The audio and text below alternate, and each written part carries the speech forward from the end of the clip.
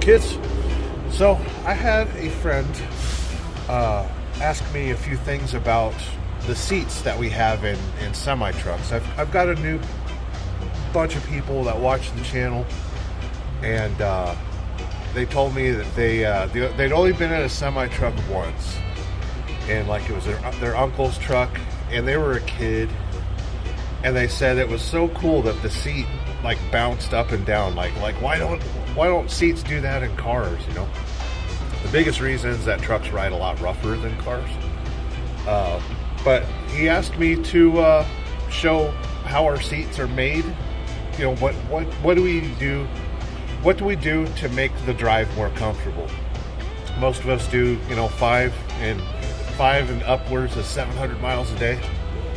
And yeah, I'm going to show you a few things that make life a little easier for us. Dramatic camera angles. So, we'll show you that driver's seat, huh? We've already pre-tripped and we're ready to go. So, that is our seat. This seat in particular has 619,000 miles on it. Please forgive the backup beeper sound, but truck drivers don't actually hear that. So if you heard that, you're not a truck driver. So we have the biggest adjustment is the air in the seat, right? And you saw how high that thing goes, right? That steering wheel is adjustable as well. We'll talk about that in another video. And we won't mention that right there. Anyway, so that's our seat height, right? And then you can lower the seat. You can raise it to a position that you're comfortable with. Like that. This one right here is your dampener. Right now, well, I had it set to like maybe 80%. That's 0. That's 20%. That's full dampener. Now watch what happens when you try to release the air. The seat goes down really, really slow. So that what that dampener does is it slows the motion of the seat. So full damper,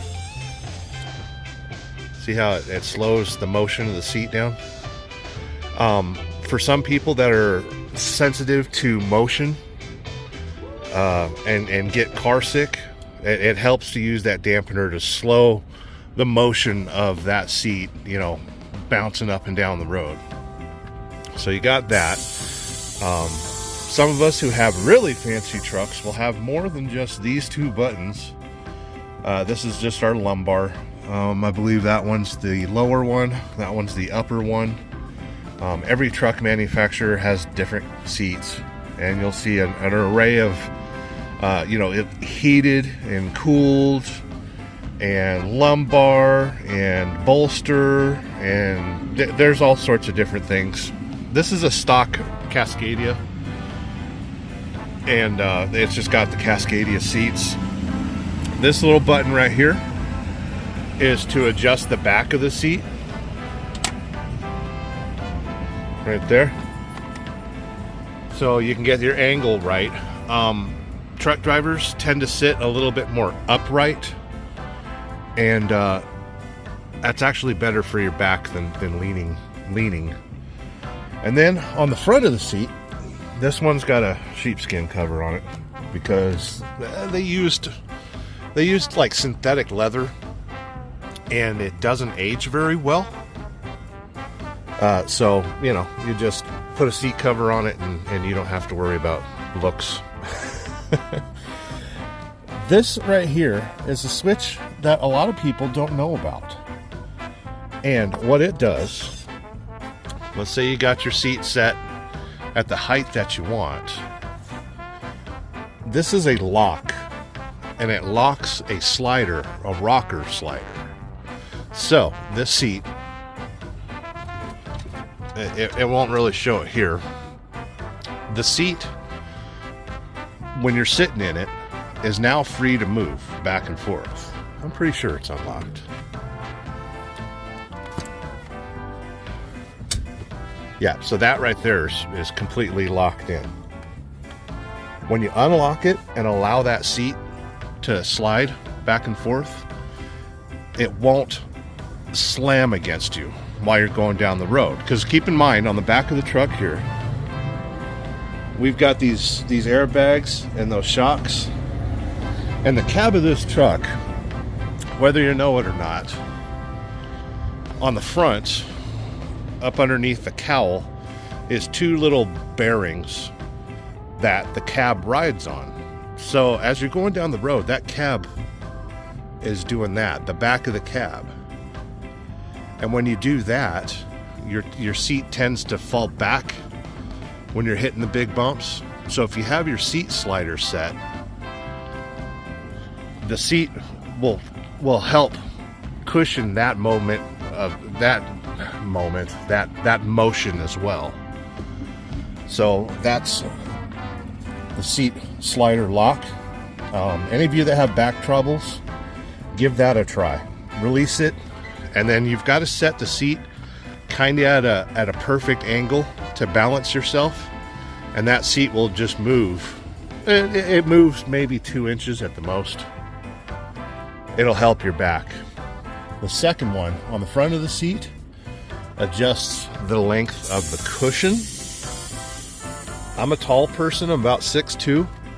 Even though I've got short legs, I've got a 31-inch inseam, I think, or 30. This slides your seat cushion so it's up under the knees a little bit. So let's release that. And it only comes out maybe an inch. But I've been told every inch counts. Okay, so we've got one more adjustment to talk about, and that's the angle of the seat. The angle of course, there's a goddamn helicopter. Damn you, I'm filming. Anyway, you can adjust the angle of the seat cushion with our last adjustment right here.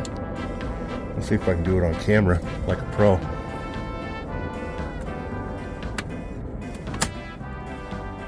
And that adjusts the angle of the seat from, the nose of the seat can go down and it can go up. So yeah. Oh, and we've got,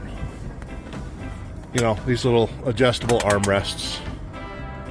And you can sit there like a king and drive your semi-truck. So yeah, I want to thank all the new subscribers and new friends of the channel. You might catch me on a live where I'm a little crazy, and usually when I go live I'm trying to burn off some energy, so please forgive me for that. That's how the seats work in these semi-trucks. I got to give a thanks to the new subscribers, people that are checking out my channel. You're appreciated. And if you ever got a question, don't hesitate to ask. I'll give you an answer. It might not be the right answer, but I'll give you an answer. Thanks for tuning in. You know what to do. I don't have to tell you to like or subscribe. I really don't have to tell you to like and subscribe. Most important, leave a comment.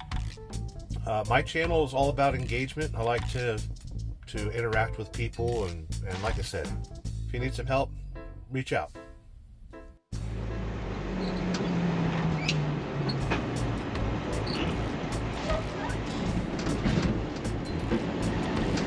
I'm trucking in my windshield's dirty, and I ain't got no panties on.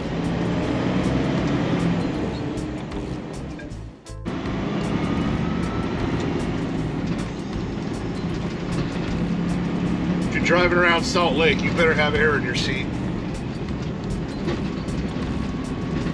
Because for some reason, they don't care about their roads at all. Railroad crossing. Hoo-ah! Whee!